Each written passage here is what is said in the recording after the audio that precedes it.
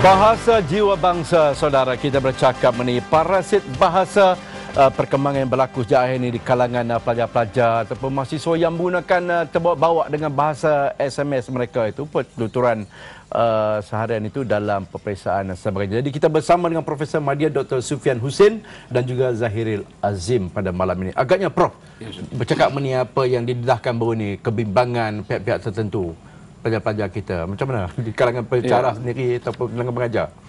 Pengalaman saya berdepan dengan pelajar-pelajar ini, sebenarnya saya tidak jumpa perkataan SMS dalam penulisan, ya, dalam tugasan ataupun dalam peperiksaan di universiti. Tetapi dalam kertas yang saya kutip data daripada sekolah-sekolah, memang ada penggunaan bahasa SMS. Misalnya perkataan you tu, ya, YOU tu dipendek jadi you. Friends dipendekkan jadi FRNENZ. Jadi tapi bila kita teliti kertas seluruhnya, dapati bahawa pelajar yang buat perkara berkenaan daripada pelajar yang bukan baik bahasa, yang lemah berbahasa. Jadi akhirnya mereka memang cenderung untuk memasuk. Tapi kalau pelajar pintar bahasa, pelajar yang baik bahasanya, pandai dalam berbahasa, dia takkan masukkan. Jadi kalau, bilangan pelajar yang buat perkara begini sebenarnya terlalu kecil. Tak banyak. Tak banyak. Mungkin baik, kalau Prof lepas isi apa di tahap mana? Nak pangkah kah, hilang markah, atau kita terima juga? Jadi kita sebagai guru, kalau kita sebagai pensyarah, kita kena pastikan pelajar tahu membezakan di antara bahasa rasmi dengan bahasa tak rasmi. Oleh kerana ini bahasa tak rasmi, maka dia dianggap sebagai kesalahan. Jadi eloklah tolak markah. Ini sebagai satu bentuk penguatkuasaan ke atas penggunaan bahasa yang betul. Itulah tugas hakiki cikgu. Betul, Jadi jangan sembarangan, ya. Markah ditolak hakikatnya. Baik, panggilan. Halo, selamat malam. Halo, Hujah TV9. Hello. Ya, siapa di talian? Ashraf daripada Alam Damai Ceras. Ashraf dari, ya? Ya. Dari Ashraf, bukan daripada. Okey. Ya, saya nak utarakan pendapat saya. Ya. Okey, pendapat saya sebenarnya tentang bahasa SMS ni, kita tak boleh nak salahkan 100% kepada para belia sekarang, kerana bagi saya Dewan Bahasa dan Pustaka dan juga agensi kerajaan perlu memainkan peranan. Seperti saya boleh katakan bahawa seperti dalam peruntukan perlembagaan pun ada mengutarakan tentang pentingnya bahasa kebangsaan kita. Okey, seperti kita tengok dalam Dewan Pustaka sendiri dan Dewan Bahasa Pustaka sendiri, kita tengok adakah keakraban mereka dengan belia itu sendiri.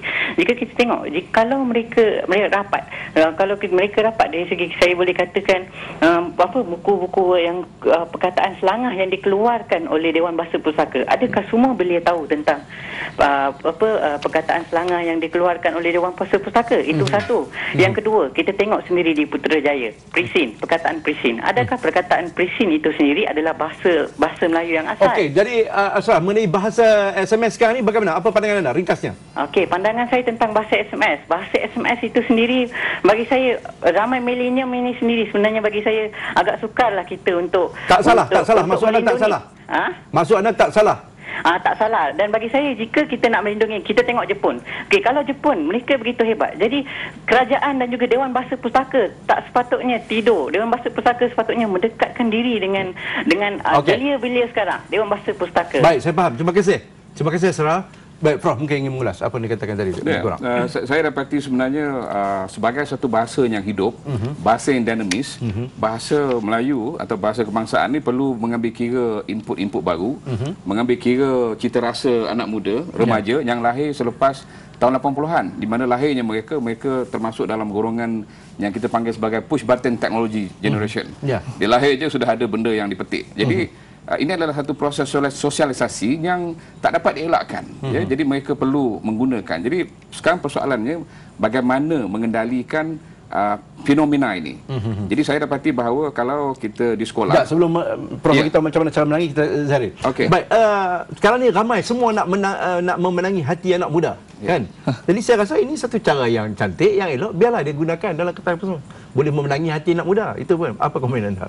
Memenangi hati anak muda pada saya kalau muda lah kalau macam yang tadi yang Ashraf tadi kata, itu bagian, kalau pada saya itu bagian kita serahkan pada yang pakar. Tapi kita di bagi anak muda ni kesedaran untuk menjaga bahasa tu kena ada. Nak memenangi hati anak muda ke apa ke, benda tu tak perlu. Mungkin ada cara, banyak lagi cara. Baik, apa yang Ashraf kata tadi, adakah benar patutnya pihak-pihak ataupun agensi terbaik seperti Dewan Bahasa dan Pustaka patut turun ke padang, mendekatkan diri, menjelaskan ban. Kalau kita lihat di sini pun Dewan Bahasa mengenal pasti ada 300 bahasa SMS ni, ya. Dan kalau kita lihat pun dalam laporan baru ni ada 170 juta kosakata bahasa Melayu. Cukup indah, cukup hebat sekali. Boleh guna lagi selain daripada bahasa-bahasa SMS ni.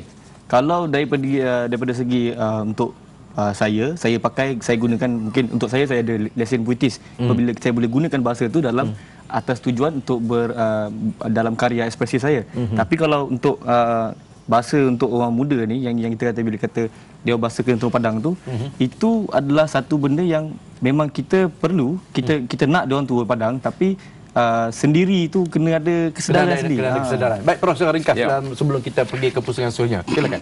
Apa yang patut kita buat? Saya rasa ada 3 pihak yang perlu main peranan. Pertama, Kementerian Penerangan Kebudayaan dan juga Komunikasi ni, ya.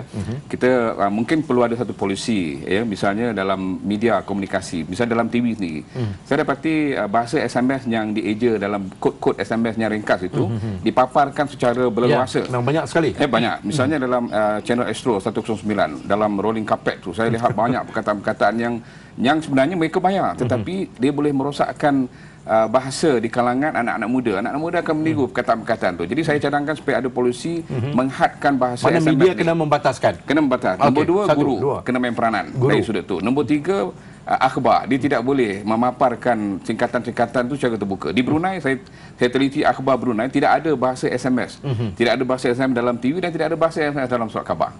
Jadi mereka cukup menjaga dari segi bahasa formal dengan bahasa yang tidak formal. Jadi bahasa tidak formal ni tidak boleh dipaparkan secara terbuka kerana ia adalah mesej yang bersifat personal atau peribadi. Ya, Prof, handphone kita tu kecil. Betul?